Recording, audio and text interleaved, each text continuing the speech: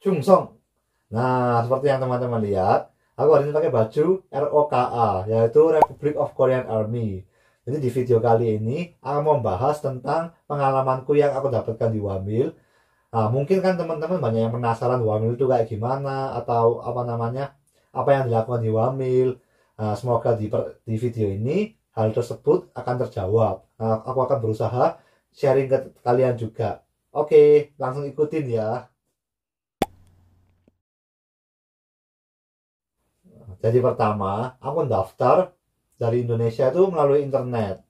Kayak ada site-nya gitu. Jadi aku daftar dulu kalau aku mau ikut Wamil. Nah, kalau daftarnya udah masuk, aku masuk Korea. Nah, aku melakukan tes kesehatan. Nah, kalau teman-teman ada yang kayak kurang sehat atau apa, terlalu gendut, terlalu kurus, atau ada yang sakit, itu bisa gak ikut Wamil dengan apa bukti-bukti yang pasti. Karena seperti yang teman-teman tahu, banyak yang bohong untuk nggak ikut Wamil. Jadi yang aku lakuin sebelum masuk Wamil, seperti yang tadi aku lihat, aku tes kesehatan dulu. Habis gitu kan tanggalnya udah difiksan. Nah, pastiku karena aku daftar sendiri, aku kayak bisa milih tanggal gitu. Jadi aku milih dalam bulan 9 dapat 3 tanggal, aku milih dalam 3 tanggal itu. Terus udah difikskan tanggal itu. Nah, jadi ya tinggal menunggu tanggal itu aku datang ke tempat yang ditujukan dengan eh, botak pastinya. Nah, karena sebelum hamil itu harus kayak potong gundul ya seperti yang teman-teman tahu. Jadi kita potong gundul, terus ya kita datang ke sana di lapangan yang ditentukan, di hari dan jam yang ditentukan.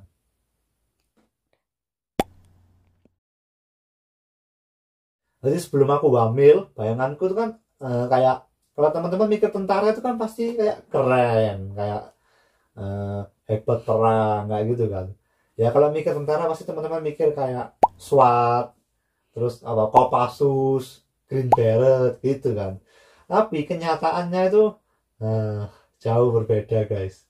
Lebih kayak ya apa ya kerja keras gitu ya. Kalau aku nguli, tapi nggak semua. Wamil itu bahkan ada yang itu loh, kayak kerja kantoran gitu, tergantung semua. Di wamil banyak yang bilang hoki-hokian juga kan, bahkan ada orang yang wamil masak, bahkan ada orang yang wamil ngeband yang ngomongnya ya, yang main trompet, yang main apa.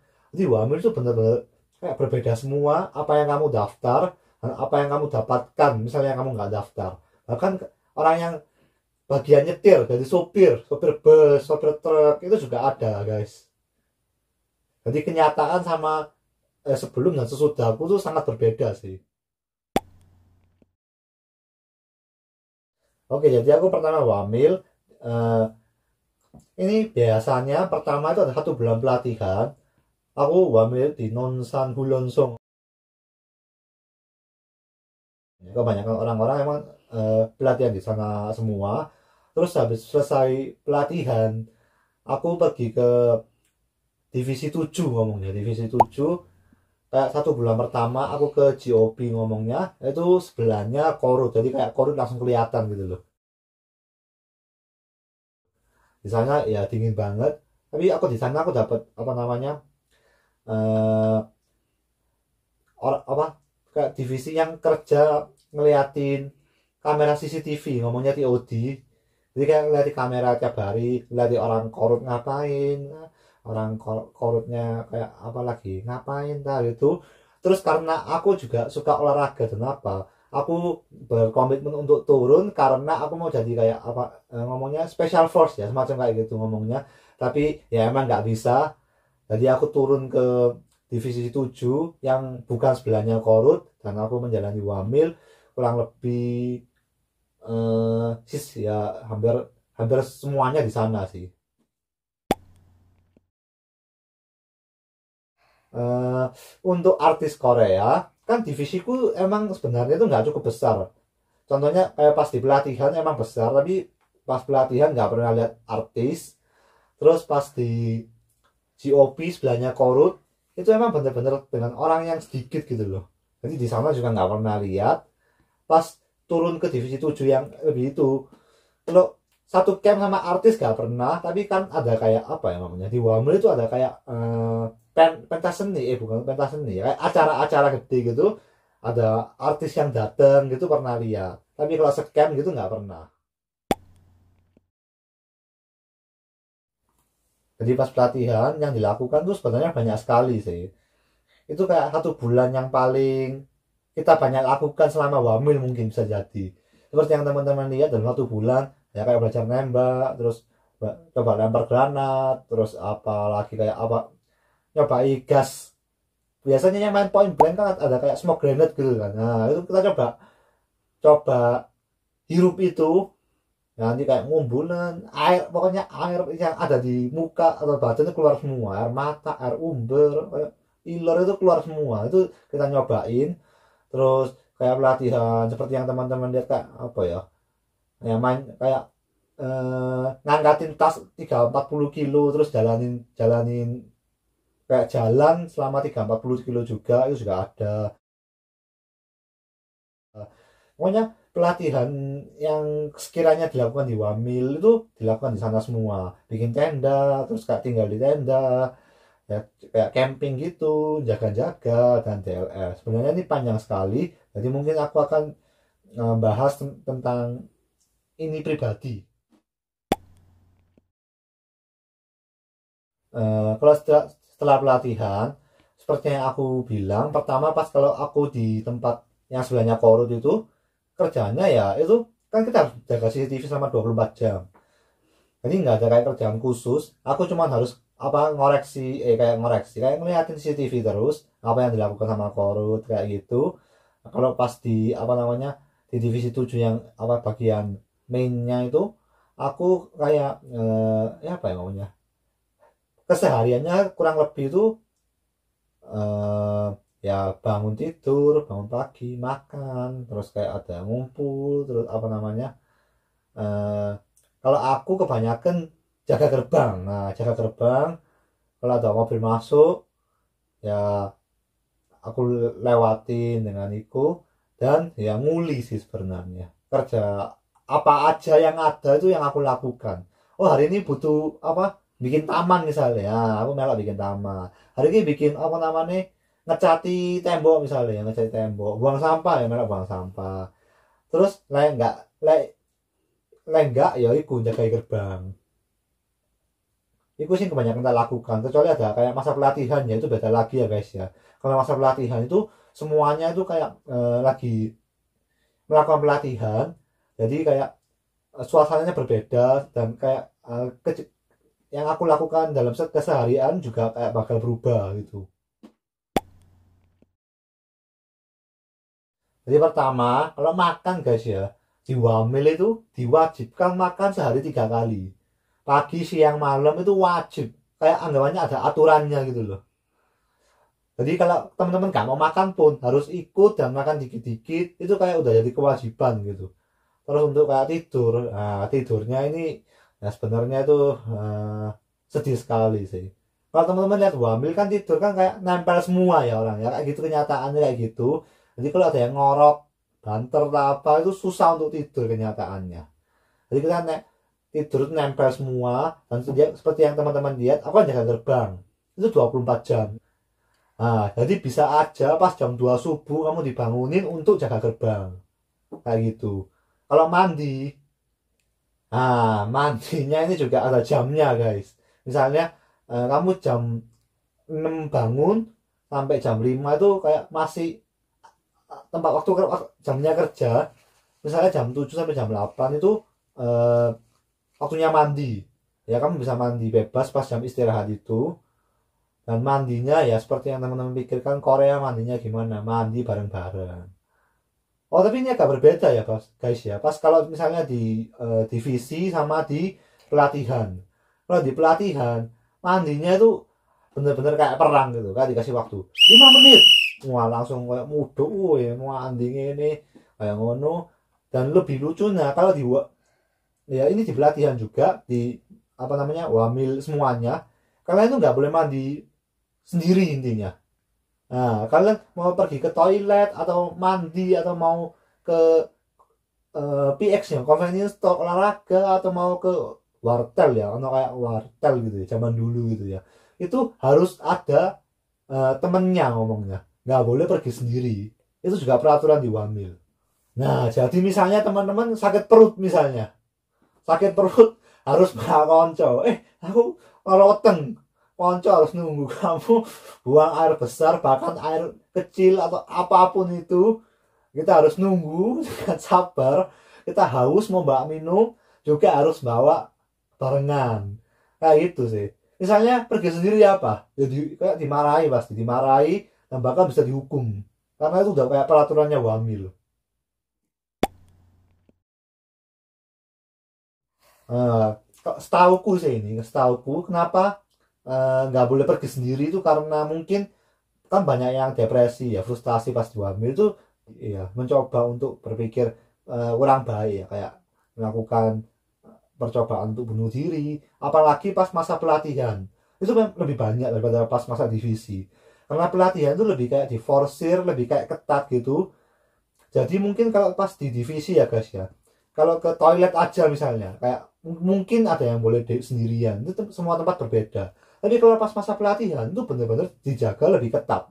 Jadi kayak misalnya pergi ke toilet sendiri, kamu dimarahi dengan level yang lebih keras gitu loh. Karena di masa pelatihan itu katanya banyak yang depresi, akhirnya mencoba berpikir yang tidak baik seperti itu.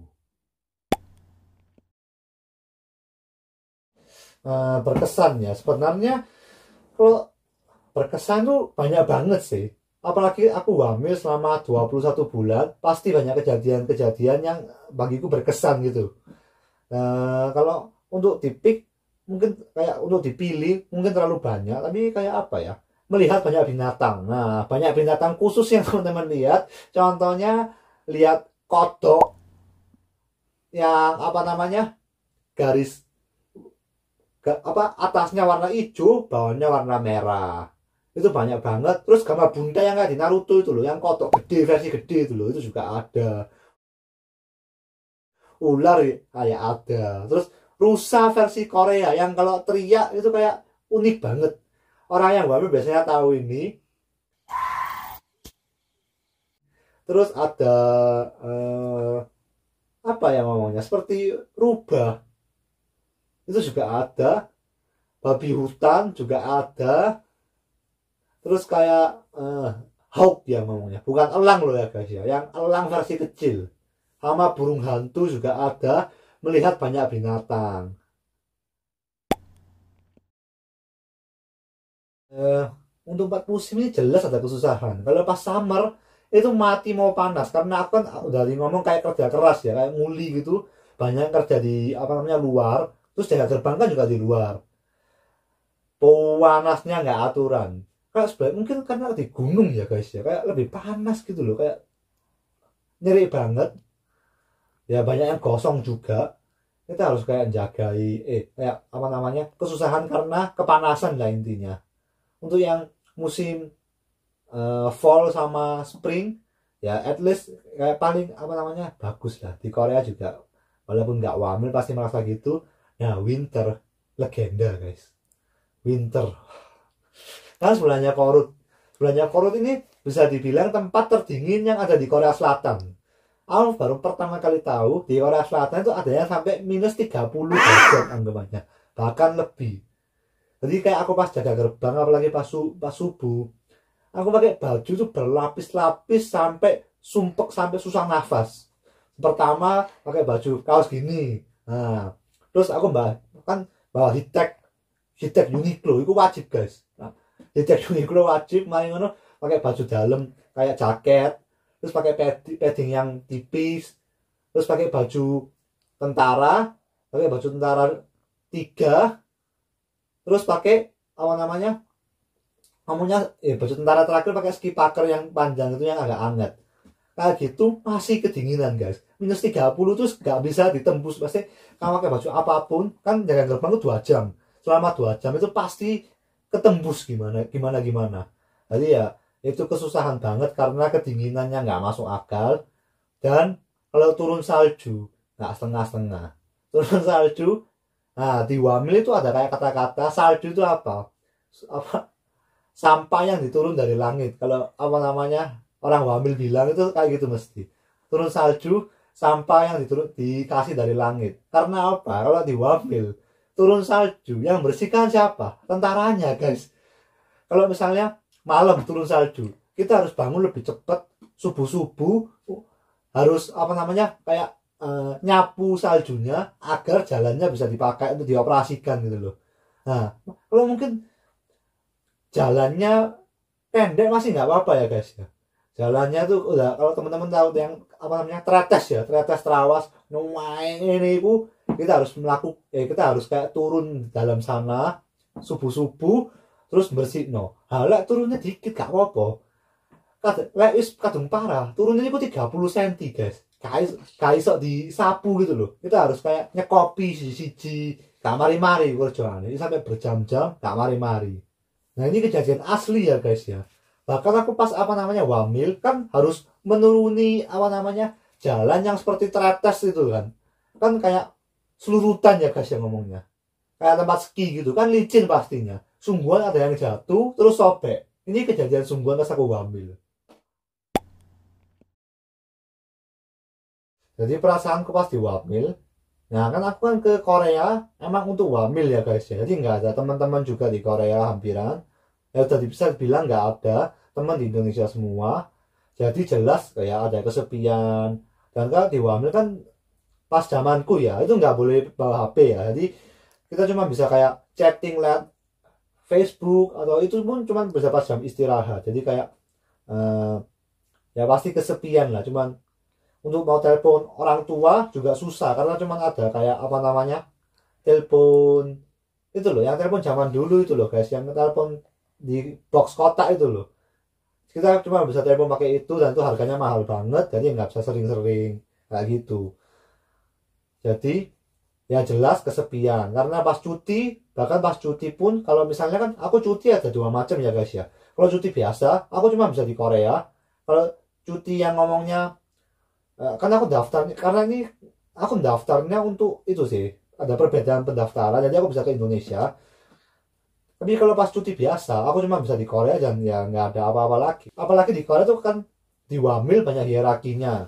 Aku yang dari luar negeri yang ngomongnya, di Indonesia kayak ya susah untuk beradaptasi. Jadi aku selama wamil itu kayak paling dekat sama teman yang tinggal di Amerika sih. Jadi kayak emang susah untuk bergaul juga karena menurutku hierarkinya itu sangat parah, apalagi atas bawah. Dan aku kan begitu lulus umur 20 langsung ke wamil, umurku tuh termasuk paling muda gitu loh. Nah di Korea kan umur sangat penting, di wamil pangkat habis itu umur. Nah aku udah pangkatnya pas mungkin pas paling rendah dan umurnya juga rendah, ya itu susah banget untuk beradaptasi. Oke guys, ini jadi Q&A singkat tentang wamil. Nah karena sebenarnya tentang wamil itu panjang banget dan banyak banget cerita, aku nggak bisa menceritakan semuanya gitu loh. Jadi di next video aku akan bahas tentang kayak poin-poin yang dikit-dikit gitu. Kalau teman-teman ada yang penasaran tentang wamil bisa tulis di komen juga ya, mungkin aku bisa kayak apa namanya bahasin tentang wamil yang teman-teman penasaran kayak gitu di next video. Oke guys, thank you sudah watching, jangan lupa subscribe, like, comment. Bye.